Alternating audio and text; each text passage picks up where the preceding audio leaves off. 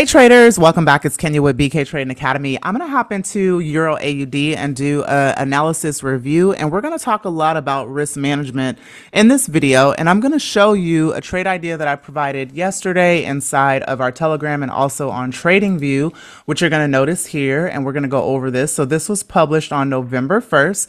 You'll notice that I called a scalp intraday idea on the 4-hour. Now, please keep in mind that if you are in our Telegram or if you decide to take any trade ideas from us, the risk is totally on you. I am never telling you or promising you what is guaranteed to happen in the market because I can never guarantee you that. You have to look at my perspective and see how I'm executing the market and either learn from it. If you decide to execute, you definitely want to have a risk plan in place. Okay, so let's go ahead and go through this, and I'm going to show you exactly what I saw on yesterday.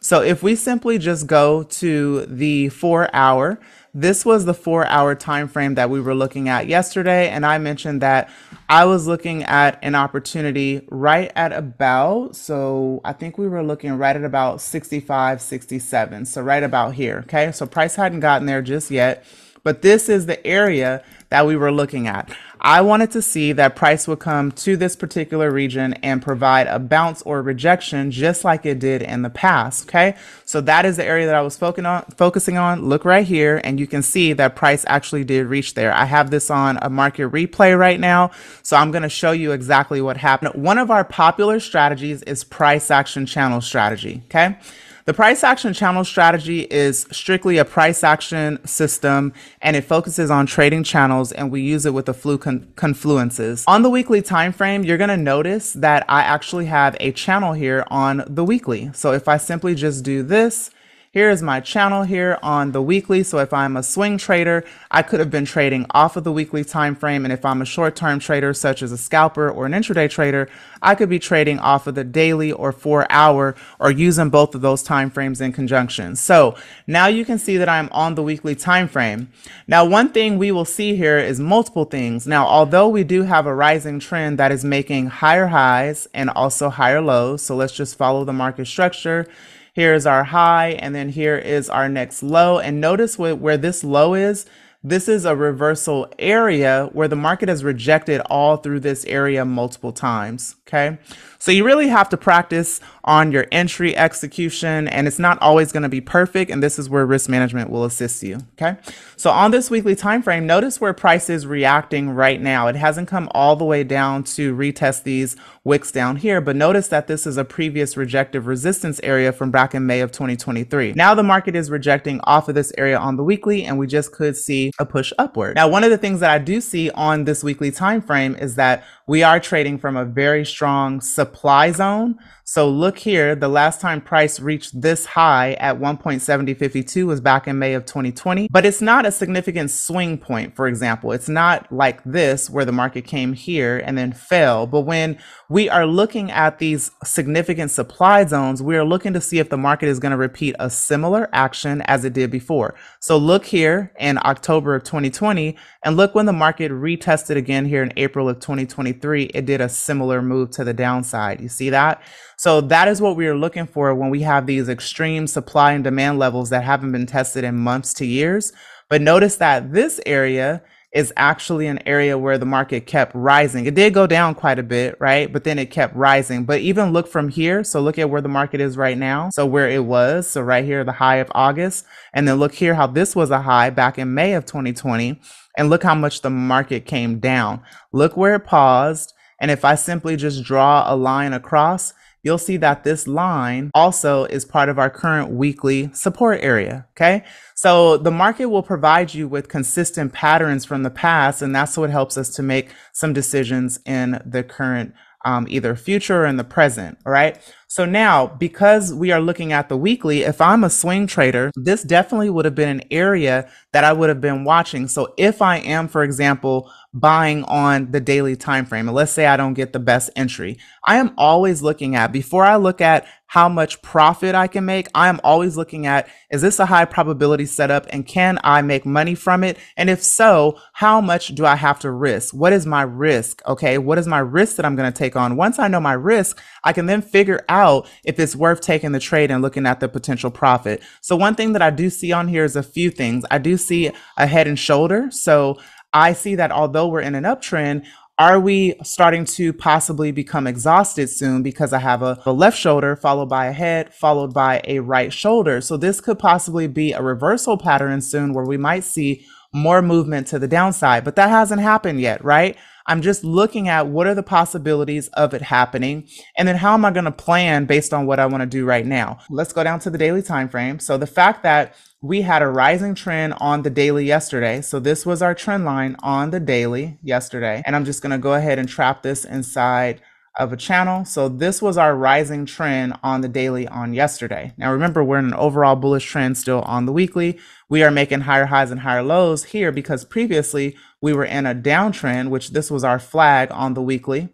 Look here. We then broke resistance right here at 1.6650. So we broke resistance. The market gave us an impulse, came back, retested the area. Now look where the retest happened. It didn't happen exactly where the wicks are. Look how wick heavy this area is, right? And also look here, this area is still aligned. So you always want to focus within the area. You have to have your risk management planned out within the area. Also have a backup plan in case it doesn't go the way you want it to go. So now look how far the market rejected down here, okay? And then it continued to rise. It came back and look where it rejected and it continued to rise. So considering that that happened, what we were looking for is we wanted to see when the market comes back down to this area, is it going to provide us with a trading opportunity? Okay, so 65.60 was my area of execution, all right? Now, when I look at this, when I look left, this is a very strong reversal area, right? And I also have to think, well, if it does break outside of this channel, typically when price breaks out of the channel, then your trade is no longer valid, okay? So that is when you exit the trade. When I put my 50-period moving average on here, you can see that price came to the 50-period moving average. We were rejecting off of it, and I told myself, if it dips anywhere within this zone and rejects again, then I'm definitely going to possibly consider a trade. But I wanted price to come down a bit. Okay, so I'm just going to go ahead and remove that. And now another thing I'm keeping in mind is that on the weekly, this is all a reversal zone. Look how wick heavy this is, right? So I know that because I'm a swing trader, now if I was a short-term like scalper, I would have had a much tighter stop loss. So if you guys are scalping, for example, because I was more in it I did a few scalps and I closed 4 positions and then I still was in the trade, right?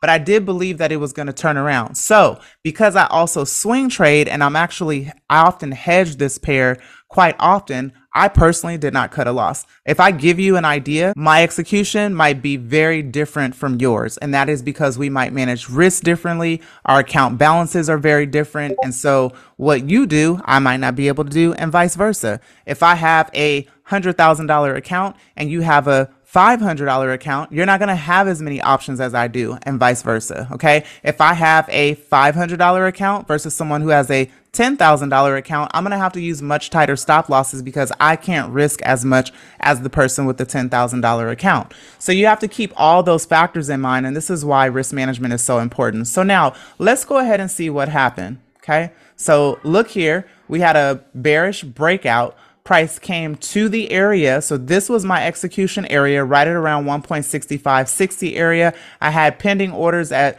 1.6562 and also 60, which activated, right? Some of them went into profit. I was able to close a few scalps and then I reopened entries. I also had pending orders at 1.6530.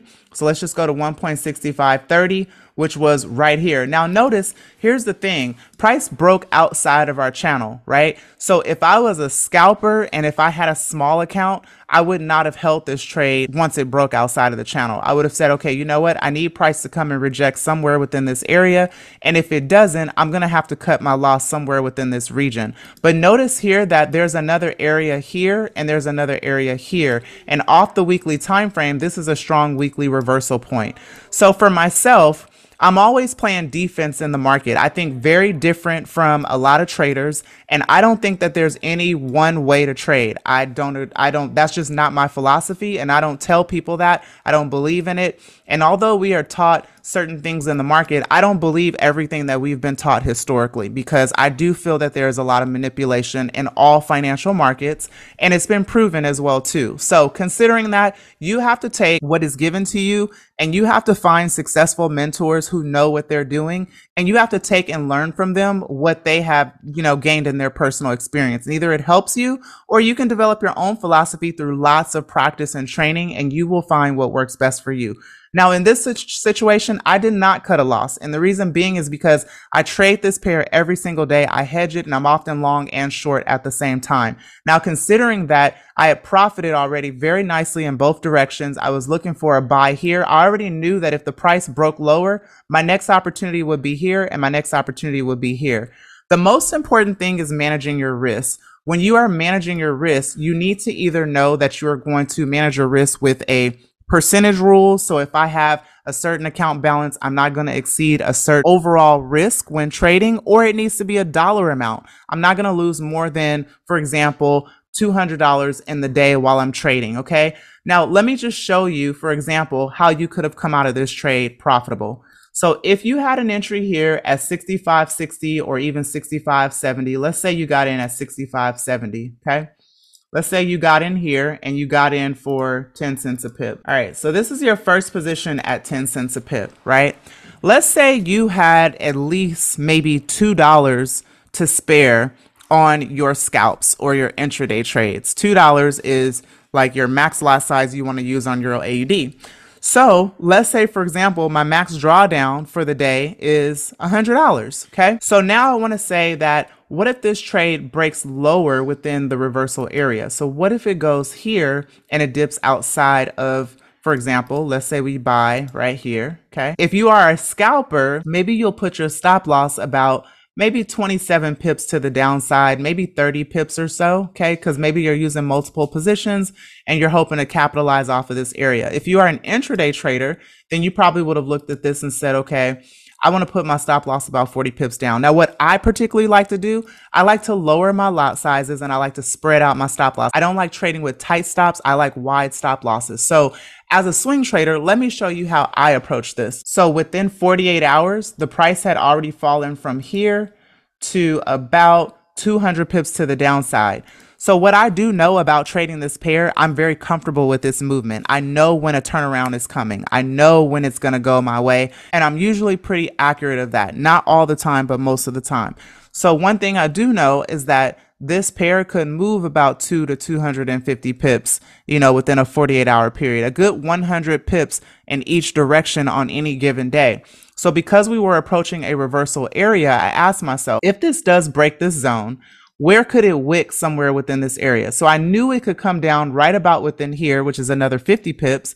And why? Because look here, back in July of 23, this was a wick rejective area. And if I just draw a line, look how the market wicked all through this area. So this is why you have to ask yourself, where am I comfortable placing my stop loss? Where does it make sense to place my stop loss? If the market goes against me, am I going to have a tight stop, or is there an area where I can make up for my drawdown? Now, if I swing trade overall, because I swing and do very little scalping. So if I swing trade, I'm looking at, okay, if I enter here at 10 cents a pip, right? And let's say the market comes down to this area here, right at this wick area. So I had mentioned to you guys, I put another order at 65.30, 65.30. So let's say, for example, you have put another position right here at 65.30. So let's say you did another position here at 10 cents a pip. This is where you have to be strategic, because you don't want to put all of your positions in the same place. So you need to be very strategic in where you place your positions. I like to do my positions about anywhere from, it just depends on, how I feel about the setup. But when I'm swing trading, I like to do my positions about 30 pips apart. All right. So look here, 10 cents a pip, another 10 cents a pip. This first position is now negative $3, a little over $3. If you were entering another position here. Okay, let's go ahead and continue from here. So from here, the market continued to dip. Now, if you're a scalper, you would have been out of this trade already, because as a scalper, now this is conditional as well. If you're a scalper with a very small account, you would have been out of this trade because you don't have time to play around hoping that the market is going to turn around. If you are a swing trader or you're a long-term trader and you do minimal scalping and you have a decent size account, you're nowhere near your max risk for the day, you can continue to hold this trade if you're confident that you can make up your drawdown in particular areas. So look, the next area would be here. This is if you want to hold it this long. So from here, right here, all right? So let's say we did another position right here. I'm confident that right here, look how the market turned from this area multiple times. You see that? And look where it rejected yesterday. So I'm confident that based on right here, this could have been a region as well where I could have made up for my drawdown. And even if I got in, let's say if the market continues lower, I was confident that even from within this region that I could make up for my drawdown because this is a strong weekly turning point as well. Okay. So now what you want to do is, this is the thing. You can either keep if you entered another position here. Now remember, you had $2 to spare. I've only used 30 cents. I've only used 20 cents of my available lot size.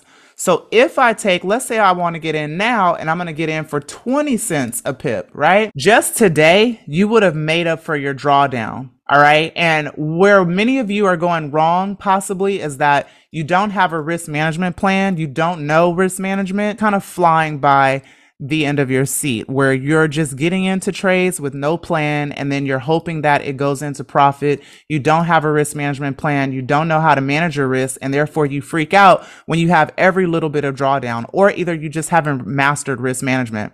Another thing is, a lot of traders are undercapitalized. So you're trading with very small balances, and then you're eventually blowing your account because your lot sizes are too high or you're entering with too many positions. I already know this because I went through it myself. All right. Now, this is called our fractional lot size method. As you got into the market, first you have to know where is your absolute area where you're going to cut out if the trade doesn't go your way. Now, we're just going to measure from this first position down to the second position.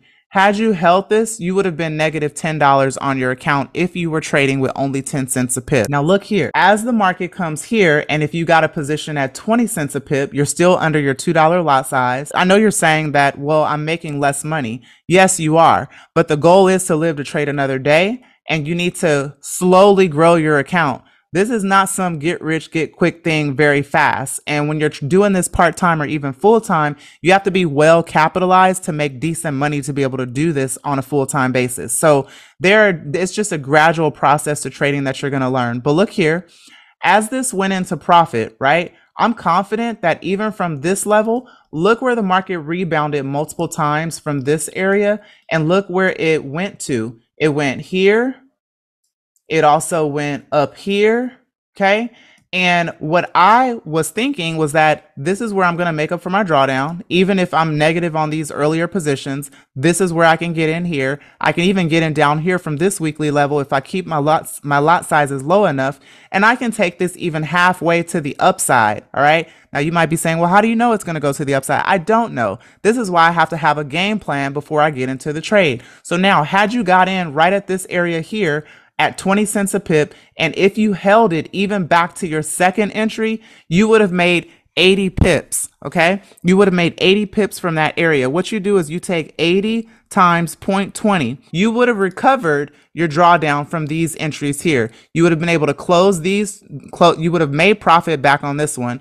On this one, you were just shy of it hitting your entry right here. So 1.65, like 70 or so, right? You could have closed that with probably negative 10 cents or negative 20 cents this morning, but you would have made some profit and made up for your drawdown yesterday. So this is a lot that I'm actually covering right now. It's really hard to fathom in just one video. It takes a lot of practice, and this is why we go over this in our academy over and over and over again. I just wanted to do this review to show you how I made up for my drawdown, what my thinking process is before going into the market, and to show you that you always have to have a game plan when it comes to risk management. You have to learn a technique that is going to put you on, that's going to give you an edge, or else you're going to continue to struggle in the market. So I hope that this was helpful for you. I'll try to deliver more risk management videos, but we typically do most of this training inside of our academy with our students, where we provide more of our attention. I hope you enjoyed this. If you have questions, you can comment on the video. Otherwise, I wish you guys a great trading week, and I hope you enjoyed this content. Have a great one, and don't forget to subscribe. If you are new here, turn on notifications so that you don't miss our next upload. Thanks for watching.